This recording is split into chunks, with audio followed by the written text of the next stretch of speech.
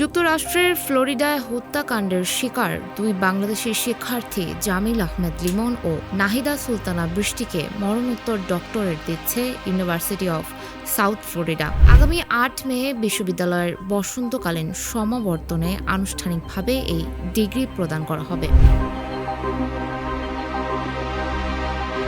বিশ্ববিদ্যালয় কর্তৃপক্ষ জানায়, সমাবর্তন অনুষ্ঠানে লিমন ও বৃষ্টির সম্মানে দুটি চেয়ার খালি রাখা হবে এবং ১ মিনিটের নীরবতা পালন করা হবে। ইতোমধ্যে ফ্লোরিডার মায়ামিতে অবস্থিত বাংলাদেশ কনস্যুলেটকে চিঠির মাধ্যমে এই সিদ্ধান্তের কথা জানিয়েছে বিশ্ববিদ্যালয় কর্তৃপক্ষ।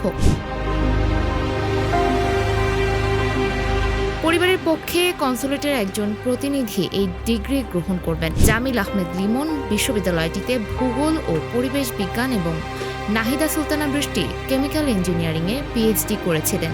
গত ১৬ এপ্রিল নিখোঁজ হওয়ার পর পুলিশ নিশ্চিত করে তারা নৃশংস হত্যাকাণ্ডের শিকার হয়েছে। এই ঘটনায় লিমনের রুমমেট মার্কিন নাগরিক হিশাম আবু ঘরবিয়েকে গ্রেপ্তার করেছে পুলিশ।